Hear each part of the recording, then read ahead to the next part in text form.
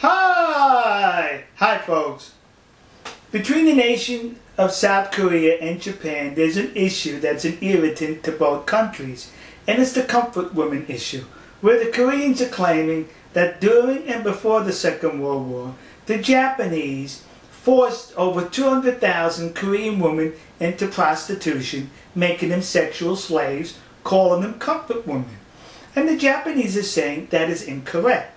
These women were recruited and they volunteered to serve in these comfort woman houses for the Japanese Imperial Army. So the issue goes back and forth.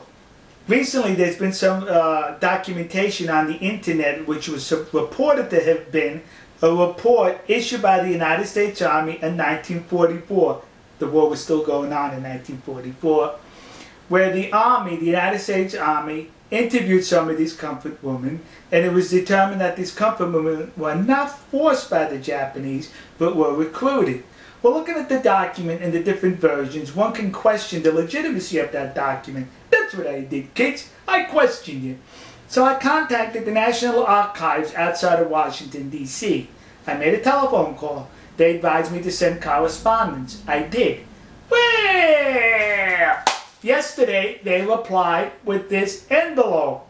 And in this envelope was the very report that appears on the internet. They authenticated the report, saying that this is an authentic report written in 1944 by the United States Army after they captured comfort women in the Philippines. You notice how I use the word captured and not rescued? Because they were captured. These comfort women were fleeing the advancing American military. They were fleeing with the Japanese. Right behind the Japanese soldiers were these comfort women. They got separated. And when they got separated, they got disoriented and lost, and that's when they were captured and interviewed by the United States Army.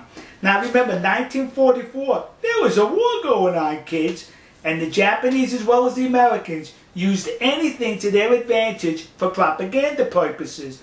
So now the Americans capture these comfort women, these prostitutes who worked in concubines for the Japanese army, and it would have been easy for the American army to say, they were forced into prostitution. You see how nasty the Japanese are? But no, they could not say that because it would have been a lie. So the American army in this report reported the truth that these women volunteered, they were recruited, and the Japanese army did not terrorize the Korean peninsula by extracting 200,000 women at force. If there was 200,000 comfort women, they were recruited and they were well paid for their services. But what's interesting about this report is, it mentions in this report that these women were not pretty by Japanese or Caucasian standards. They weren't pretty. In other words, the United States Army is saying these women were ugly. That's it, kids. You know, next to the Yasukuni Shrine in Tokyo, there's a war museum. Now, when you go through the museum, it takes you all the way through Japan's military history, I think from pre-samurai, samurai, Edo, up into World War II. But you know what I did not notice as far as military equipment that I'm sure the Japanese Imperial Army was issued? Was these. How come they didn't issue? They should have issued them 2 of these. Yeah, because I bet those women were so ugly they were 2 baggers. One bag you put over the comfort woman, and one bag over the Japanese soldier. So in case the comfort woman's bag fell off, you still had your bag on your head. So am I making light of the situation? Yes. Because it's disgusting that people are exploiting this situation for their advantage. This report goes on to mention that the women enjoyed a whole lot of money to where they were able to buy clothes, cosmetics, and other stuff for themselves on their visits into town. Sexual slaves can do that? Sexual slaves make that kind of money? Some women were even allowed to go back home after they paid their debt off. Sexual slaves can do that? Some women were even complaining that their schedule with the Japanese soldiers was too tight, that they were not able to accommodate all the soldiers, and that saddened them that they could not have sex with all the soldiers. Sex slaves feel that way? The report also goes on to mention that these comfort women engaged in sports with the Japanese soldiers. They went on picnics, they went to entertainment, they went to parties with these Japanese soldiers. Sex slaves do that? They were recruited, according to this report, by the United States Army in 1944. So the discussions ended right here. We got proof that they were being recruited and were recruited. Now listen to me.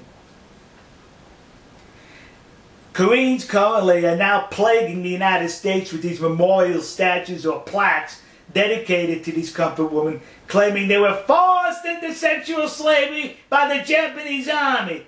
You're a liar.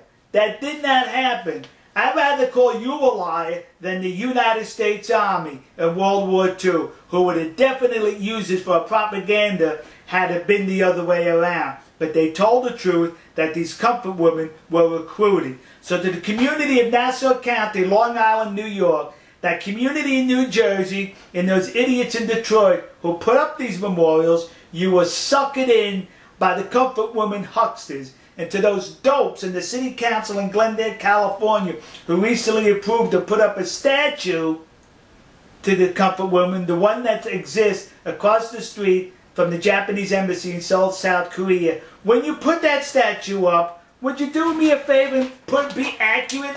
Put a paper bag over her head. Alright folks, we'll see you. God bless you. God bless America. God bless the nation you happen to be in.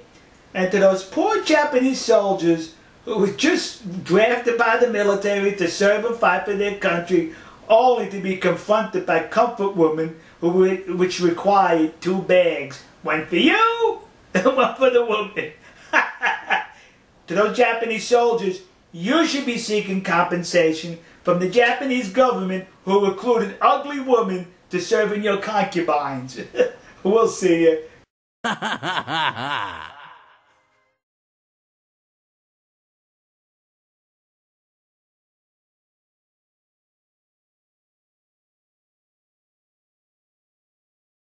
テキサス親父日本事務局では、このオクラホマ州の竜巻による被害者への義援金を募っています。今回は日本人がこの被災者を助ける番です。テキサス親父の動画をご覧の皆様の温かいご支援をお願いいたします。義援金の振込先は、群馬銀行熊谷支店、天番300、通預金、口座番号934849、テキサス親父日本事務局です。義援金をお振り込みいただく場合は、事務局へのご支援金と分けるために、お名前の後ろに数字の8、または義援金の義、またはカタカナで義という文字を追加願います。クレジットカードでのお支払い、またはゆうちょ銀行へのお振り込みは、ご覧の URL、または口座へお願いいたします。なお、締め切りは平成25年7月30日までとさせていただきます。